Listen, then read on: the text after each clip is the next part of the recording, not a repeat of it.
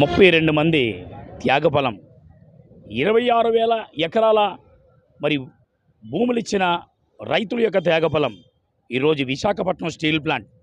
ఈరోజు Visakhapatnam steel plant మరి విశాఖపట్నానికే ప్రామాణికంగా మారిందని చెప్పాలి. ఎందుకనంటే ఉత్తరాంధ్రలో ఇటు విజయనగరం కానీ, అటు శ్రీకాకుళం జిల్లాలో కానీ, ఇటు ఈస్ట్ గోదావరి కానీ, అటు వెస్ట్ గోదావరి కానీ, అంటే ఏవైతే ఉన్నాయి ఈ ప్రాంతాలు, ఈ ప్లాంట్ కూడా ఇటువంటి ప్లాంట్ లేకపోవడం మరి బాధాకరం అయినప్పటికీ కూడా ఆ రోజు మరి పోరాడి ఆయన ముందుకు వెళ్ళిన ఏదైతే ఉందో మరి స్టీల్ ప్లాంట్ మరి కార్మికులు ఆ రోజు ఆంధ్రుల హక్కు విశాఖ ఉక్కు అని ఒక నినాదాన్ని తీసుకొని ఈరోజు ప్రపంచానికే అది తలమానికంగా చాటి చెప్పే విధంగా ఆనాడు కార్మికులు ఎవరైతే త్యాగఫలాలు చేశారో, విద్యార్థులు ఎవరైతే త్యాగఫలాలు చేశారో ఆ త్యాగఫలాలు చేసిన ఆ యొక్క స్టీల్ ప్లాంట్ని మరి గడిచిన కాలంలో మరి వైసీపీ గవర్నమెంట్లో ఉన్నప్పుడు, అప్పుడు కేంద్రంలో బీజేపీ ఉన్నప్పుడు మరి ప్రైవేటీకరణలు చేసుకుంటూ వెళ్ళారు.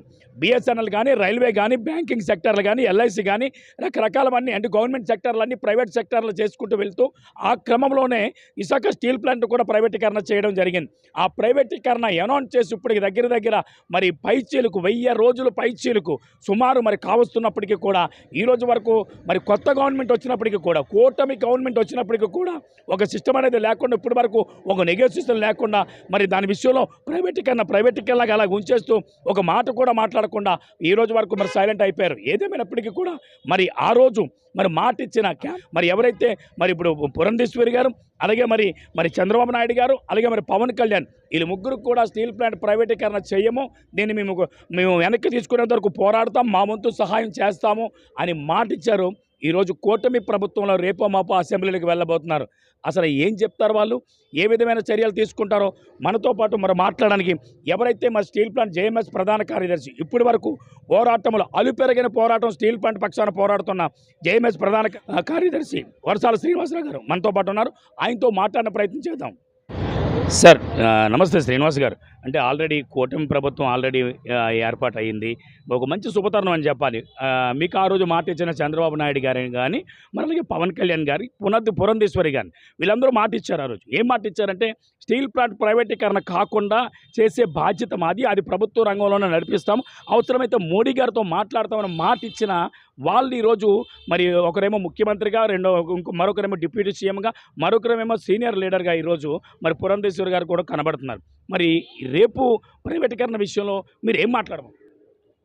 ముందుగా ఆంధ్రప్రదేశ్ రాష్ట్ర ముఖ్యమంత్రిగా 4వసారి ప్రమాణ స్వీకారం చేసిన నారా చంద్రబాబు నాయుడు గారికి, డిప్యూటీ చీఫ్ మినిస్టర్గా ప్రమాణ స్వీకారం చేసినటువంటి కొణిదెల పవన్ కళ్యాణ్ గారికి, అలాగే రాష్ట్ర బీజేపీ అధ్యక్షురాలు అత్యధిక మెజారిటీతో గెలిచినటువంటి రాజమండ్రి నుంచి ఎంపీగా గెలిచిన పురంధేశ్వరి గారికి, రాష్ట్రంలో కొత్తగా ఏర్పడిన మంత్రివర్గానికి, గెలిచిన వారందరికీ కూడా విశాఖ ఉక్కు పరిరక్షణ పోరాట కమిటీ తరపున ఆర్థిక శుభాకాంక్షలు తెలియజేస్తున్నాం. నా పేరు వర్సాల శ్రీనివాసరావు, విశాఖ ఉక్కు గుర్తింపు యూనియన్ కార్యదర్శి, అలాగే విశాఖ ఉక్కు పరిరక్షణ పోరాట కమిటీ సభ్యుడిని. ముందుగా రాష్ట్ర ప్రజానికానికి, ఉత్తరాంధ్ర జిల్లా ప్రజానికానికి ఈ ఎన్నికల్లో సముచిత గౌరవాన్ని ఇచ్చినందుకు వారికి ధన్యవాదాలు తెలియజేస్తూ, విశాఖ ఉక్కు ఉత్తరాంధ్ర జీవనాడి, విశాఖ ఉక్కు ఉమ్మడి తెలుగు ప్రజల హక్కు. ఈ పరిశ్రమని బీజేపీ అధికారంలోకి వచ్చిన తర్వాత 2021లో 100% అమ్మేస్తాం, అమ్మనివ్వకపోతే మూసేస్తామని చెప్పి పార్లమెంటు సాక్షిగా ప్రకటించిన తర్వాత రాష్ట్ర గౌరవ ముఖ్యమంత్రి ఆ రోజు జగన్మోహన్ రెడ్డి గారిని కలిసి విజ్ఞప్తి చేయడం జరిగింది. 22 సార్లు ప్రధానమంత్రిని కలిసిన రాష్ట్ర ముఖ్యమంత్రి ఏ ఒక్కసారి కూడా విశాఖపట్నం స్టీల్ ప్లాంట్ సమస్యపై స్పందించలేదు. సరికదా, ఈ పరిశ్రమ 28 కోవిడ్ కరోనా అత్యంత ప్రమాదకరంగా ఉన్నప్పుడు 150 మంది కార్మికులు చనిపోయినా వెరవకుండా 28,000 కోట్లు టర్నోవర్ చేసి 5 నుంచి 600 కోట్ల లాభాల్లో నడిచినటువంటి విశాఖపట్నం స్టీల్ ప్లాంటు ఈవేళ సుమారు 4,000 కోట్ల నష్టాలు తీసుకొని నెట్టబడి గత 4 నెలల నుంచి 20,000 మంది కార్మికులకి, కాంట్రాక్ట్ కార్మికులకి వేతనాలు ఇవ్వలేదు. పర్మనెంట్ కార్మికులకి మాకైతే ఇప్పుడు వరకు 17వ తారీఖు వచ్చింది, ఈరోజు వరకు జీతాలు ఇవ్వని పరిస్థితి. ఈ పరిస్థితికి కారణం ప్రధానంగా బీజేపీ కేంద్రంలో పాలన, దానికి అడిగినా అడగకపోయినా మద్దతు ఇచ్చినటువంటి జగన్మోహన్ రెడ్డి గారు ఈ పాపానికి కారకులయ్యారు. ఎన్నికలు వచ్చినాయి.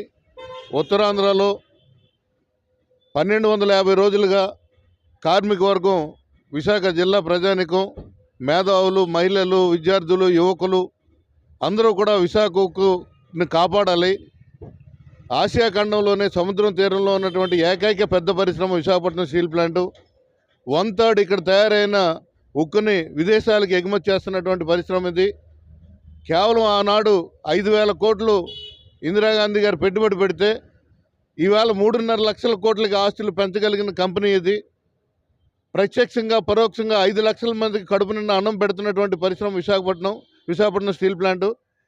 ఒకప్పుడు చేపల దెబ్బగా ఉన్నటువంటి విశాఖపట్నం మహోన్నతమైన సిటీగా పెరిగిందేనంటే కేవలం విశాఖపట్నం స్టీల్ ప్లాంట్ నెలకి 250 కోట్ల రూపాయలు మార్కెట్లో పంపింగ్ చేస్తూ ఇవాళ షాపింగ్ మాల్స్ కానీ దేదీప్యమానంగా విశాఖపట్నం వెలుగుతుందనంటే దానికి ప్రధాన కారణం మిగిలిన ఇండస్ట్రీస్తో పాటు విశాఖపట్నం స్టీల్ ప్లాంట్ అని చెప్పి ప్రతి పౌరుడు గమనించారు. కాబట్టే తగిన గుణపాఠం చెప్పాలని చెప్పి రాష్ట్ర ప్రభుత్వం ఆ రోజునటువంటి జగన్మోహన్ రెడ్డి గారికి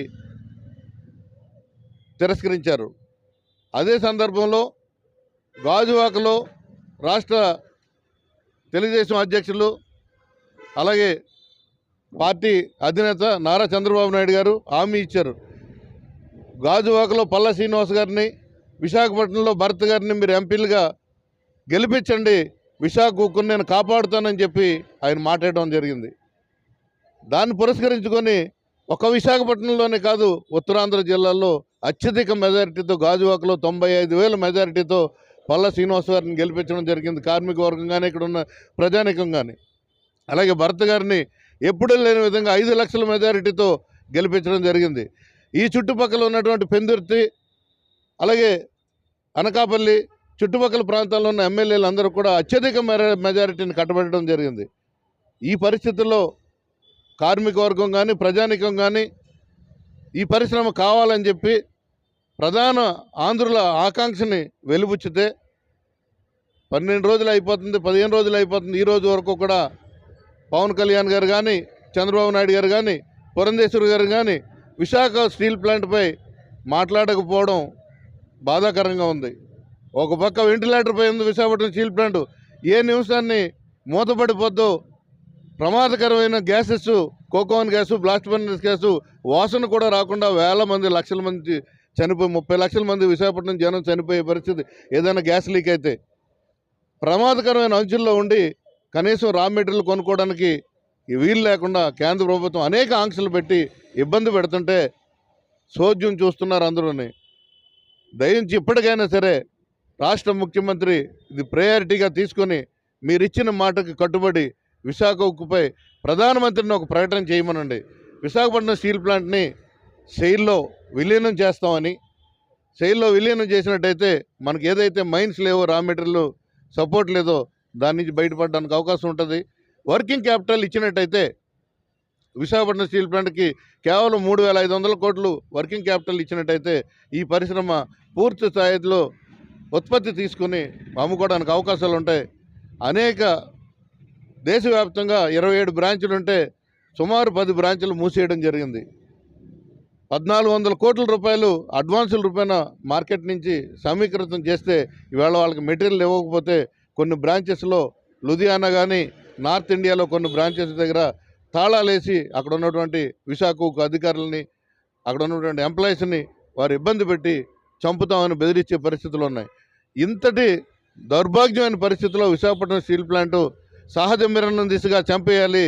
దీన్ని ఇక్కడ ఉన్నటువంటి ఎంతో విలువైన భూములు 64 గ్రామాల ప్రజలు 26,000 ఎకరాల భూముల్ని, పంట భూముల్ని సైతం విశాఖపట్నం స్టీల్ ప్లాంట్ వస్తే ఈ నగరం బాగుపడుతుంది, వారి పిల్లలకు ఉపాధి కలుగుతుంది అని చెప్పి వారు పణంగా పెట్టి భూములు ఇస్తే ఇవాళ దాన్ని రియల్ ఎస్టేట్ చేయాలని, జింక్ని అమ్మేసుకున్నట్టు అమ్మేసుకోవాలని చెప్పి ఆదానికో అంబానికో ముట్ట చెప్పాలి, కట్టబెట్టాలని చెప్పి ప్రయత్నం చేయడం అన్నది దుర్మార్గమైన చర్య. ఈ చర్యల్ని ప్రజానికం ఖండించింది కాబట్టి మీకు అత్యధిక మెజారిటీని ఇచ్చింది. ఇవాళ కేంద్రంలో మీరు సంకీర్ణ ప్రభుత్వానికి రథసారథిగా ఉన్నటువంటి మీరు త్వరితగతిన విశాఖపట్నం స్టీల్ ప్లాంట్ని పరిరక్షణ దిశగా మీరు ప్రయత్నం చేయాలి. ఇమ్మీడియట్గా ప్రధానమంత్రితో మాట్లాడి ఈ పరిశ్రమని ప్రభుత్వ రంగంలో కొనసాగిస్తున్నామని చెప్పి చెప్పవలసిన అవసరం ఉందని చెప్పి మీ ద్వారా కోరుతూ, నిన్న కాక మొన్న 11 రోజుల క్రితం ఒరిస్సాలో ఏర్పడినటువంటి ప్రభుత్వం అక్కడ ఉన్నటువంటి రూర్కెలా స్టీల్ ప్లాంటు 4.5 మిలియన్ టన్నులతో నడుస్తున్నటువంటి ప్లాంట్ని 9.3 మిలియన్ టన్నుల విస్తరణ దిశగా పెంచి 30,000 కోట్ల రూపాయలు అక్కడ శాంక్షన్ చేస్తే తెలుగు వారి పట్ల ఇంత వివక్షత ఎందుకు కేంద్ర ప్రభుత్వానికి? ఆ వివక్షతను ఎన్నాళ్ళు మనం తెలుగువారి ఆత్మగౌరవాన్ని తాకట్టు పెడతాం కేంద్రానికి అని చెప్పి మేము అడుగుతున్నాం. ఇప్పటికైనా సరే రాష్ట్ర గౌరవ ముఖ్యమంత్రి చంద్రబాబు నాయుడు గారు, పవన్ కళ్యాణ్ గారు, బీజేపీ అధ్యక్షురాలు పురంధేశ్వరి గారు కూడా ఈ సమస్యపై స్పందించాలని చెప్పి కోరుతున్నాం. కేంద్రంలో మంత్రులుగా ఏర్పడినటువంటి అనేక రాష్ట్రాల నుంచి మంత్రులుగా ఏర్పడ్డ వాళ్ళు ఆ రోజే అక్కడ ఉన్నటువంటి పరిశ్రమలను ప్రభుత్వ రంగంలో కొనసాగిస్తున్నామని చెప్పి ప్రకటన చేయడం జరిగింది. ఆంధ్రప్రదేశ్కి వచ్చేసరికి ఎవరు మాట్లాడిన పరిస్థితులు లేవు. ఎప్పటికైనా సరే కేంద్రంపై దృష్టి సారించాలి, విశాఖపట్నం స్టీల్ ప్లాంట్ని కాపాడాలి. మీరు డిఎస్సి ఇచ్చి 16,000 మందికి ఉపాధి కల్పించడానికి మీరు చొరవ చూపి మొదటి సంతకం పెట్టారు. ఇవాళ విశాఖపట్నం స్టీల్ ప్లాంట్లో 7,000 ఉద్యోగాలు ఖాళీగా ఉన్నాయి. మీరు ఒక ప్రయత్నం చేస్తే 2 నెలల్లో కేవలం నోటిఫికేషన్ ఇచ్చి 3,000 మంది నిర్వాసితులకి 4,000 మంది ఉపాధికి కొత్తగా ఉన్నటువంటి నిరుద్యోగ యువతకు ఉపాధి కల్పించడానికి అవకాశం ఉంటుందని చెప్పి మీ ద్వారా కోరుతున్నా. శ్రీనివాస్ గారు, అంటే ఇటు ఈస్ట్ గోదావరి కానీ, ఇటు వెస్ట్ గోదావరి కానీ, మరి అలాగే మరి ఇక్కడ తూర్పు గోదావరి జిల్లాతో పాటు ఉత్తరాంధ్ర జిల్లా, విజయనగరం, శ్రీకాకుళం జిల్లాలో కానీ, ఇక్కడ విశాఖపట్నంలో కానీ, అంటే స్టీల్ ప్లాంట్లో ఉన్న కార్మికులు 5 జిల్లాల్లో మరి విరివిగా ఉన్నారు. అంటే చాలా ఎక్కువ మంది ఉన్నారు. వారందరూ ఆనాడు ఊర్లకు వెళ్ళి ఓట్లేసి మరి ఈరోజు జగన్మోహన్ రెడ్డిని ఓడించిన కారణం ఇదే అంటారా? పూర్తిగా ప్రభుత్వ రంగ సంస్థలను పరిరక్షించాలి. ఈ ప్రభుత్వ రంగ సంస్థలే ఈ దేశానికి పట్టుకొమ్మాలని చెప్పి జవహర్లాల్ నెహ్రూ గారు చెప్పినటువంటి మాటని అందరూ కూడా సపోర్ట్ చేస్తూ, ఈ ప్రాంత ప్రజానికం అంతా కూడా ఎన్నికల్లో సరైన గుణపాఠం చెప్పారు. దానికి పూర్తి మెజారిటీ వచ్చినటువంటి చంద్రబాబు నాయుడు గారు త్వరితగతిన ప్రభుత్వ రంగ సంస్థలపై ఒక ప్రణాళికాబద్ధంగా దీన్ని పరిరక్షించుకోవడానికి కేంద్ర ప్రభుత్వంపై ఒత్తిడి తీసుకురావాలి. విశాఖపట్నం స్టీల్ ప్లాంటు భూములన్నీ కూడా రాష్ట్రపతి కంట్రోల్లో ఉన్నాయి. ఇతర స్టీల్ ప్లాంట్లు సుమారు 9 గవర్నమెంట్ ఆఫ్ కంపెనీస్ ఏవైతే నవరత్న కంపెనీలు ఉన్నాయో సేల్లో అన్నీ కూడా ఆయా కంపెనీల పేరు మీద ఉన్నాయి. భారతదేశంలో ఉన్నటువంటి షిప్ యార్డ్లు, పోర్ట్లు, డాక్ యార్డ్లు అన్నీ కూడా ఆయా ఏజెన్సీల పేర్లే ఉన్నాయి. ఒక్క విశాఖపట్నం స్టీల్ ప్లాంట్ భూములు మాత్రం ఎందుకు రాష్ట్రపతి దగ్గర పెట్టారు? ఈ భూములు కానీ విశాఖపట్నం స్టీల్ ప్లాంట్ల అండర్లో ఉన్నట్టయితే ఇవాళ బ్యాంకుల ద్వారా కోట్ల రూపాయలు అప్పులు తెచ్చుకొని ఈ పరిశ్రమను నడిపించుకునే పరిస్థితులు ఉన్నాయి. మీరు కేవలం 3,500 కోట్ల రూపాయలు సహకారాన్ని అందించి ఈ పరిశ్రమని government of India ministry of స్టీల్లో ఉన్నటువంటి సెయిల్లో విలీనం చేసినట్టయితే రా మెటీరియల్ సపోర్ట్ వచ్చి ఈ పరిశ్రమ మనగలుగుతుంది. అలాగే రోజుకి 20 కోట్లు కట్టందే NMDC government of India ministry of స్టీల్లో ఉన్నటువంటి భాగస్వామ్యం ప్రభుత్వ రంగ సంస్థ, దానికి కూడా 20 కోట్లు కట్టకపోతే వాళ్ళు మనకు ఐరన్ ఓర్ ఇవ్వని పరిస్థితి. ఇవన్నిటిని కూడా సవరించడానికి, అలాగే కొత్తగా నూతనంగా 7,000 మందికి ఉపాధి కల్పించడానికి అవకాశాలు మెరుగుపడతాయి. కాబట్టి ఈ పరిశ్రమను కాపాడాలి. అలాగే బీజేపీ అధికారం చేపట్టిన తర్వాత సుమారు ఈ 10 సంవత్సరాల్లో 5 సంవత్సరాల్లో కూడా విశాఖపట్నం స్టీల్ ప్లాంట్పై కన్నేసి ఈ భూములను మొత్తంగా ఆదానికో అంబానీకో ముట్టజెప్పాలి, కట్టబెట్టాలని చెప్పి ప్రయత్నంలో భాగంగా వారు చేసిన అరాచకాలకి ఉక్కు కార్మిక వర్గం అతలాకుతలం అయిపోయింది. ఆర్థికంగా భారతదేశంలో ఉన్నటువంటి అన్ని పరిశ్రమల్లోని కూడా నూతన వేతనాలు అమలు జరుగుతున్నాయి, వేతన ఒప్పందాలు జరిగినాయి. అందరూ కూడా చూసే తప్పకుండా శైలిలో కూడా అమలు జరుగుతున్నారు. ఒక విశాఖపట్నం స్టీల్ ప్లాంట్కి వచ్చేసరికి నూతన వేతనాలు అమలు చేయట్లేదు. ఆర్థికంగా అనేక రాయితీలని కోల్పోవడం జరిగింది. అలాగే 5 సంవత్సరాల నుంచి పదోన్నతులు లేకుండా అధికారులు అలో రామచంద్ర అని చెప్పి ఏడ్చుకుంటూ వెళ్ళిపోయిన పరిస్థితి. ఎవరికి కూడా పదవి స్టోక్ ప్రమోషన్స్ కూడా విశాఖపట్నం స్టీల్ ప్లాంట్లో ఇవ్వని పరిస్థితి ఉంది. కావాలని చెప్పి ఉద్యోగులను భయభ్రాంతులు చేసి ఈ ప్లాంట్ వదిలిపెట్టి వెళ్ళిపోయే విధంగా ఒత్తిడి చేయడంతో సుమారు 500 మంది రిజైన్ చేసి వెళ్ళిపోవడం జరిగింది. చనిపోయిన వారు కానీ, రిటైర్ అయిన వారు కానీ సుమారు 6,500 మంది ఉద్యోగాలు ఖాళీగా ఉన్నాయి. త్వరితగతిన నోటిఫికేషన్ ఇచ్చి ఆంధ్రప్రదేశ్లో ఉన్నటువంటి నిరుద్యోగ యువతకు చంద్రబాబు నాయుడు గారు దారి కల్పించాలని చెప్పి పవన్ కళ్యాణ్ గారు అనేక సార్లు ఇక్కడికి వచ్చి విశాఖపట్నంలో ఆయన విశాఖపట్నం స్టీల్ ప్లాంట్ ఉద్యమం బలోపేతం చేయడం కోసం లక్షలాది మందితో ఇక్కడ మీటింగ్ పెట్టి ఒక రోజంతా కూడా ఆయన ఇక్కడ కార్యక్రమం తీసుకుని ఉద్యమాన్ని బలోపేతం చేశారు. ఆయనకి ధన్యవాదాలు. అలాగే మంగళగిరిలో ఒక రోజంతా కూడా విశాఖ ఉక్కుని పరిరక్షించండి, విశాఖ ఉక్కు ఆంధ్రుల హక్కు, ఇది ప్రభుత్వ రంగంలో కొనసాగాలని చెప్పి ఒకరోజు దీక్ష చేసి ఆయన విజయవాడలో కూడా ఒక కార్యక్రమాన్ని తీసుకుని ఒక రోజంతా దీక్ష చేయడం జరిగింది. వారికి ప్రత్యేకంగా ధన్యవాదాలు అర్పిస్తున్నాం. ఇప్పటికైనా సరే మేము ఎన్నికల ముందు నేనే పర్సనల్గా పవన్ కళ్యాణ్ గారిని కలిసి, అయ్యా మీరు ఈ విశాఖపట్నం స్టీల్ ప్లాంట్ ప్రభుత్వ రంగంలో కొనసాగాలంటే మీరు గాజువాక నుంచి మరొకసారి పోటీ చేయండి, గతంలో జరిగిన తప్పు జరగదు, ఈసారి భారీ మెజారిటీతో మిమ్మల్ని మీరు నామినేషన్ వేసి గాజువాకలో వెళ్ళిపోండి, మీకు భారీ మెజారిటీతో మిమ్మల్ని గెలిపించే బాధ్యత మాది అని చెప్పి పవన్ కళ్యాణ్ గారికి నేను చెప్పడం జరిగింది. ఆయన నవ్వుతూ సరే ఎన్నికలు దగ్గరకు వస్తున్నాయి కాబట్టి డిసైడ్ చేద్దాం ఎక్కడన్నది ఇప్పుడు వరకు నిర్ణయం జరగలేదని చెప్పారు. అయితే పిఠాపురం నుంచి ఆయన అత్యధిక మెజారిటీతో గెలిచారు. ఇక్కడే కానీ ఆయన పోటీ చేసి ఉంటే 1,00,000 ఓట్లు ఆయన ఏదైతే అనుకున్నారో 1,00,000 ఓట్ల మెజారిటీతో మేము ఇక్కడ గెలిపించి ఉండేవాళ్ళం. ఆయన కానీ ఎప్పటికైనా సరే రాష్ట్ర ఉప ముఖ్యమంత్రిగా ఆయన రోలు ప్రధానంగా ఉంటుందని భావిస్తూ విశాఖ ఉక్కుపై త్వరితగతిన స్పందించండి. ఇప్పటికే వెంటిలేటర్పై ఉంది, ఏ నిమిషాన్ని ఏం ప్రమాదం జరుగుతుందో అర్థం కాని పరిస్థితిలో ఉన్నాము. ఒక పక్క 17వ తారీఖు వరకు ఈరోజు వరకు పర్మనెంట్ కార్మికులకు అధికారులకు కానీ అనధికారులకు కానీ ఎవరికి కూడా జీతాలు ఇవ్వలేదు.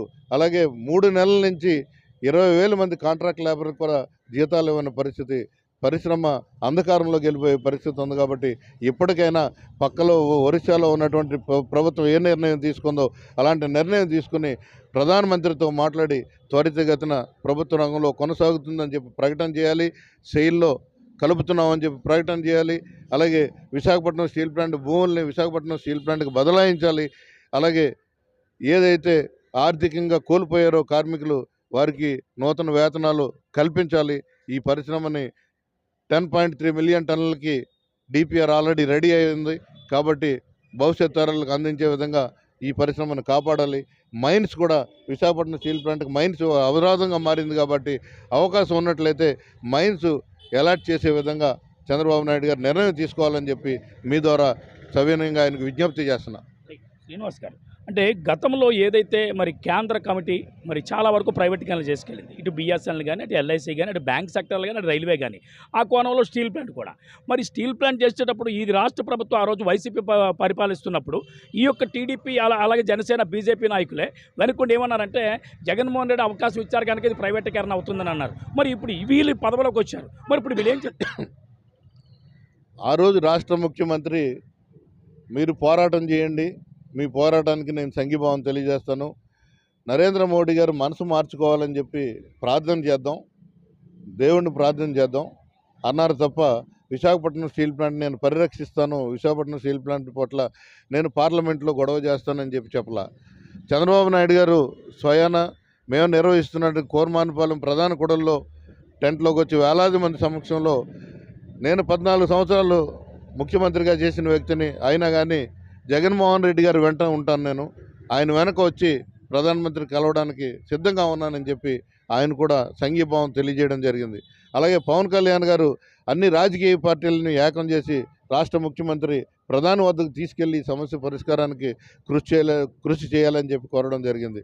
గతంలో ఉన్న రాష్ట్రంలో ఉన్నటువంటి పార్టీల మధ్య ఉన్నట్టు అనిశ్చితి తమిళనాడులాగో, కేరళలాగో, కర్ణాటకలాగో వాళ్ళ ప్రజల ఆకాంక్షకు మేరకు అన్ని రాజకీయ పార్టీలు జెండాలు పక్కన పెట్టి కేంద్ర ప్రభుత్వంపై ఒత్తిడి తెచ్చి వాళ్ళు సాధించుకునే అలవాటు వేరే రాష్ట్రాల్లో ఉంది. దౌర్భాగ్యం మన రాష్ట్రంలో ఆ పరిస్థితులు లేవు. లేకపోయినా ఈవేళ పూర్తి మెజారిటీతో చంద్రబాబు నాయుడు గారు, పవన్ కళ్యాణ్ గారు, బీజేపీ పురంధేశ్వరి గారు గెలిచారు కాబట్టి ఇప్పటికైనా సరే బ్యాసిజాలకు పోకుండా వాళ్ళు వచ్చారు వీళ్ళు చేశారని చెప్పకుండా కేంద్ర ప్రభుత్వం మన నిలబెడితే ఆంధ్ర ప్రజలు నిలబడ్డది కాబట్టి ఈవేళ మనకు కావలసిన హేతుబద్ధమైనటువంటి పూర్వీకుల త్యాగాలు, బలిదానాలు, పోరాటాల ద్వారా సిద్ధించినటువంటి విశాఖపట్నం స్టీల్ ప్లాంట్ని నేను వృధా కానివ్వనని చెప్పి చంద్రబాబు నాయుడు గారు మాట ఇచ్చారు. ఆ మాటను నిలబెట్టుకోవాలి. ఎప్పుడో పార్లమెంట్ సమావేశాలు జరిగినప్పుడో, మీకు తీరిక దొరికినప్పుడో ఈ సమస్యపై స్పందించడం కాదు, త్వరితగతిన స్పందించాలని చెప్పి విశాఖపట్నం స్టీల్ ప్లాంట్ కార్మిక వర్గం తరపున, విశాఖ నగర ప్రజల తరపున, మీకు రాష్ట్ర ప్రజల తరపున సవినయంగా చేతులెత్తి నమస్కారాలు తెలియజేస్తూ ఈ పరిశ్రమను కాపాడవలసిందిగా కోరుతున్నా. శ్రీనివాస్ గారు, అంటే ఈ కోణంలో డిఎస్సికి ఎలాగైతే 16,000 సీట్లు ఇచ్చారు, అలాగే మరి రెండో సంతకంగా మీకు ఐడియా ఉంటుంది, ల్యాండ్ టైటిలింగ్ యాక్ట్ ఏదైతే 22 ఉందో దాన్ని ఇమీడియట్గా రద్దు చేశారు. మరి మూడో రద్దుగా మరి స్టీల్ ప్లాంట్ని ఎందుకు రద్దు చేయలేపారు, అంటే దాన్ని ఎందుకు తీసుకోలేపారు ప్రైవేట్గా? స్టీల్ ప్లాంట్ అంశాన్ని వారు ఇన్ని రోజులు లేట్ అవుతున్నదాన్ని బట్టి అనేక అనుమానాలు ఎక్కువవుతున్నాయి. విశాఖపట్నం స్టీల్ ప్లాంట్లో తెలుగువారు ఎంతమంది అయితే ఉన్నారో, అలాగే తమిళనాడు, కేరళ, పంజాబ్, కర్ణాటక, అస్సాం, మేఘాలయ, ఒరిస్సా అన్ని రాష్ట్రాల నుంచి కార్మికులు ఉన్నారు ఈ ప్లాంట్లో. భారతదేశ వ్యాప్తంగా ఇది గవర్నమెంట్ ఆఫ్ ఇండియా కంపెనీ కాబట్టి, ప్రభుత్వ రంగ సంస్థ కాబట్టి అన్ని రాష్ట్రాల్లోని రాష్ట్ర ప్రజలు కూడా ఇక్కడ ఉన్నారు, కార్మికులు ఉన్నారు. ఇక్కడ అన్ని అసోసియేషన్స్ ఉన్నాయి. అందరూ కూడా ముక్తఖండంతో చంద్రబాబు నాయుడు గారు आ रहा है, आने के बाद जरूर ये प्रॉब्लम सॉल्व करेगा కానీ అందరూ కూడా ముక్త కంఠంతో చంద్రబాబు నాయుడు గారి మీద విశ్వాసంతో ఉన్నారు. అయితే ఈ రోజు వరకు మాట్లాడకపోవడం అన్నది అనేక అనుమానాలకు తావిస్తుంది. మీ ప్రమాణ స్వీకారాలు, మీ అందరిని కలవడాలు, అనేక కార్యక్రమాల మీద మీరు కార్యక్రమాలు తీసుకుంటున్నారు. ఎవరు కూడా విశాఖపట్నం స్టీల్ ప్లాంట్ పట్ల మాట్లాడకపోవడం, ఒక పక్క ఆల్మోస్ట్ 3.5 సంవత్సరాలుగా కేంద్ర ప్రభుత్వం ఆంక్షలతో ఈ పరిశ్రమ మట్టుపెట్టే పరిస్థితికి వచ్చింది, దిగజారిపోయింది. ఇప్పటికైనా దీన్ని కాపాడుకోవాల్సిన అవసరం ఉంది. ప్రతిరోజు కూడా రోడ్డు మీదకి వెళ్ళి అడుక్కునే పరిస్థితి వస్తుంది. ఇవాళ బీటెక్, ఎంటెక్ చేసిన వాళ్ళు జీతాలు రాక ఆటోలు తోడుకునే పరిస్థితి ఉంది ఇవాళ కార్మికులు. అది ఈ రాష్ట్రంలో ఇంత దౌర్భాగ్యమైన పరిస్థితి ఇంత పెద్ద ఇండస్ట్రీకి రాకూడదు. ఈవేళ కేవలం 5,000 కోట్ల ఆ రోజు ఇందిరాగాంధీ గారి టైంలో పెట్టుబడి పెడితే 3.5 లక్షల కోట్లకు ఆస్తి పెరిగిన కంపెనీ స్వయం ప్రతిపత్తి మీద మైన్స్ లేకపోవడం వల్ల కొన్ని నష్టాలు వచ్చినా ఎప్పుడూ కూడా లాభాలు, అనేక సందర్భాల్లో లాభాలు సంపాదించిన కంపెనీ. కోవిడ్ అత్యంత ప్రమాదకరంగా ఉన్నప్పుడు కూడా 28,000 కోట్ల రూపాయలు టర్నోవర్ చేసిన కంపెనీ ఈవేళ దిగజారిపోవడానికి కారణం కేంద్ర ప్రభుత్వం ఆంక్షలే. ఆ ఆంక్షలను పక్కకి తప్పించమని అడుగుతున్నాం. అంటే డిఎస్సి ప్రధాన సంతకంగా సెకండ్ సంతకం ల్యాండ్ టైటిలింగ్ యాక్ట్ ఇవేవైతే ఉన్నాయో వీటిని సెకండ్గా తీసుకున్నారు. అంటే థర్డ్ వన్గా స్టీల్ ప్లాంట్ ప్రైవేటీకరణ రద్దని ఎందుకు చేయలేకపోయారు దానికి అడుగు. స్టీల్ ప్లాంట్ వారి దృష్టిలో ఎన్నికల వాగ్దానంగా భావించి ఉండొచ్చు బహుశా. అలా భావించినందుకు జగన్మోహన్ రెడ్డి గారికి తగిన గుణపాఠం చెప్పారు కార్మిక వర్గం, ఈ రాష్ట్ర ప్రజానీకం, జిల్లా ప్రజానీకం, నగర ప్రజలు కూడా తగిన గుణపాఠం చెప్పారు. ఒక ఇండస్ట్రియల్ ఏరియాలో మీరు విశాఖపట్నం స్టీల్ ప్లాంట్ కోసం, పరిరక్షణ కోసం గతంలో మీ దగ్గరికి వచ్చినప్పుడు మీరు లాఠీ చార్జ్ చేసి వీపులు పగిలేటట్టు కార్మిక వర్గాన్ని కొట్టిస్తే అప్పుడు చంద్రబాబు నాయుడు గారు లాఠీ చార్జ్ చేయించారు. చేయించిన తర్వాత నెక్స్ట్ అతి తక్కువ టైంలో జరిగినటువంటి ఎన్నికల్లో అడ్రస్ లేకుండా అయిపోయిన పరిస్థితి తెలుగుదేశానికి. అదే పరిస్థితి ఈవేళ జగన్మోహన్ రెడ్డి గారు చేసినప్పుడు మీరు హామీ ఇచ్చారు విశాఖపట్నం స్టీల్ ప్లాంట్ని ఆదుకుంటామని. హామీ ఇచ్చిన తర్వాత ఈవేళ 95,000 ఓట్ల మెజారిటీ మీ ఎమ్మెల్యేకి మా వర్గం అంతా కూడా, కార్మిక వర్గం కానీ, ఇక్కడ ఉన్నటువంటి కర్షకులు కానీ, ఇక్కడ ఉన్న గాజువాక ప్రాంతంలో ఉన్నవారు కానీ ఇచ్చారు అని అంటే దాన్ని గమనించైనా సరే మీరు స్పందించవలసిన అవసరం ఉందని చెప్పి మీ ద్వారా తెలియజేస్తున్నా. అంటే ఆ రోజు శ్రీనివాసరావు గారు మీకు మాట ఇచ్చారు డైరెక్ట్గా, అంటే మీ ధర్నాలో పాల్గొని, మీ యొక్క ఊరేగింపులో పాల్గొని స్టీల్ ప్లాంట్ ప్రైవేటీకరణ అవ్వకుండా చేసే బాధ్యత మాది, మా పార్టీ అదుగులో రాబోతుందని చెప్పి మాట ఇచ్చారు ఆయన. మరి ఇప్పుడు ఆ రాష్ట్ర అధ్యక్షులుగా కూడా చేశారు, అంటే రేపు ఆయన కలబోతున్నారు. వారు పదవి ప్రమాణ స్వీకారం చేసిన తర్వాత నగరానికి ఇంతవరకు రాలేదు. ఈవేళ కానీ రేపు కానీ వస్తే పరిరక్షణ పోరాట కమిటీ తరఫున ఆయన్ని కూడా కలవడానికి ప్రయత్నం చేస్తున్నాం.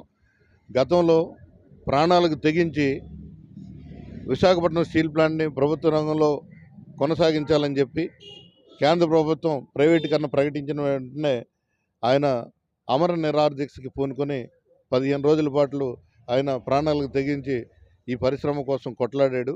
కాబట్టే కార్మిక వర్గం ఆయనకి పూర్తి విశ్వాసాన్ని తెలియపరిచింది.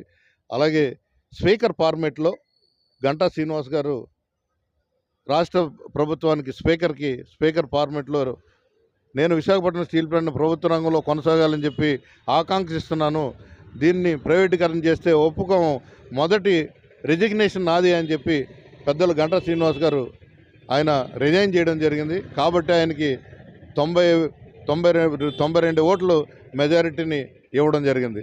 అనేక మంది విశాఖపట్నం స్టీల్ ప్లాంటు బతకాలి, పునర్జీవం రావాలి, ఈ పరిశ్రమ వల్ల ప్రత్యక్షంగా పరోక్షంగా లక్షలాది మందికి ఉపాధి కలుగుతుంది. కాబట్టి అందరూ కూడా ముక్తకంఠంతో విశాఖను కాపాడాలన్న ఉద్దేశంతో తెలుగుదేశం పార్టీని, జనసేనని, బీజేపీని ఆశీర్వదించారు. ఇప్పటికైనా రాష్ట్ర గౌరవ ముఖ్యమంత్రి పవన్ కళ్యాణ్ గారు అలాగే పురంధేశ్వరి గారు త్వరితగతిన తాసారం చేయకుండా ఈ పరిశ్రమ మనగలిగేటట్టు చూడవలసిన అవసరం ఉంది. ఒక పక్క కేంద్ర ప్రభుత్వం ప్రైవేటీకరణ చేయాలని ప్రకటన చేసిన నాటి నుండి యాజమాన్యంలో కొంతమంది దొంగలు పందికొక్కుల్లాగా దొరికింది దోచుకుంటూ ఈ పరిశ్రమని మరింత కుంటిపరిచారు.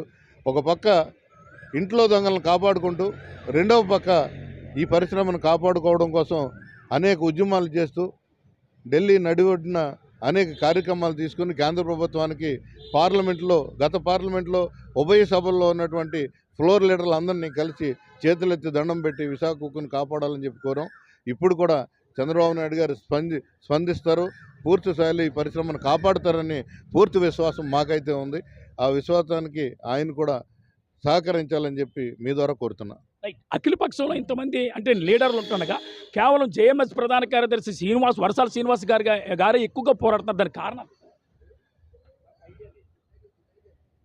2 జతలు బట్టలు పట్టుకుని విశాఖపట్నం స్టీల్ ప్లాంట్లో ఉద్యోగానికి వచ్చిన తర్వాత మహోన్నతమైన పరిస్థితిని అనుభవించాం. ఇక్కడ ఈ పరిశ్రమ ద్వారా నాకులాగే వేలాది మంది ఈ విశాఖపట్నం స్టీల్ ప్లాంట్లో నిర్వాసితులు కానీ, నిర్వాసితుల పిల్లలు కానీ, ఉక్కు కార్మికుల పిల్లలు కానీ సుమారు 35 దేశాల్లో ఉన్నతమైన పొజిషన్లో నెంబర్ 1 పొజిషన్లో ఈవేళ విద్యను అభ్యసించి అత్యున్నతమైన ఉద్యోగాలు పొందున్నారు. దానికి అంతటికి కారణం మహాతల్లి 32 మంది బలిదానంతో స్వర్గీయ అమృతరావు గారు నిర్మించినటువంటి సంకల్పంతో వచ్చినటువంటి తమనంపల్లి అమృతరావు గారు దీక్షతో వచ్చినటువంటి ఈ పరిశ్రమ కాపాడుకోవాలని చెప్పి నాతో పాటు అందరూ చేస్తున్నారు. అందులో నేను ఒకడుగా ఉండి ఈ పరిశ్రమను కాపాడుకోవాలని చెప్పి ఎంతోమందికి మంచి జీవనాన్ని ఇచ్చినటువంటి విశాఖపట్నం స్టీల్ ప్లాంట్ని కాపాడుకోకపోతే చరిత్ర ఏళ్ళుగా మిగిలిపోతామని చెప్పి అందరం కూడా ముక్తకంఠంతో 1223వ రోజు ఈరోజు 1223 రోజులుగా అలుపెరుగని పోరాటం చేస్తున్నాం. మేమంతా కూడా అమ్మ నాన్న జన్మనిస్తే మంచి జీవనాన్ని ఇచ్చినటువంటి విశాఖ ఉక్కుని కాపాడుకొని చరిత్రలో భవిష్యత్ తరాలకి మాకు దొరికిన అవకాశాలే వారికి కూడా దొరకాలని చెప్పి మేము మనసా వాచ కర్మన ఈ కార్యక్రమాన్ని తీసుకోవడం జరిగింది. దీనికి ఇది సెంటిమెంట్ ప్లాంట్. ఇది 32 మంది రక్త దర్పణం చేసినటువంటి వారి రక్తం మరకలు ఇంకా అక్కడ ఆరలేదు.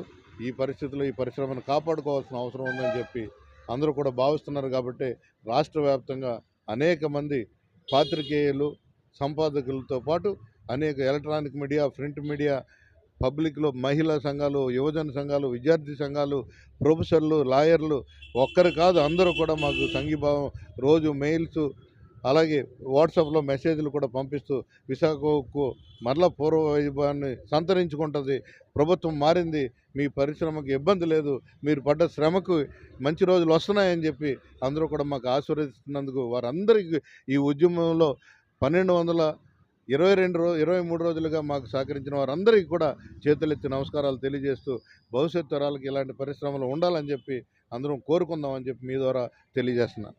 పరిస్థితి అయితే ఇది.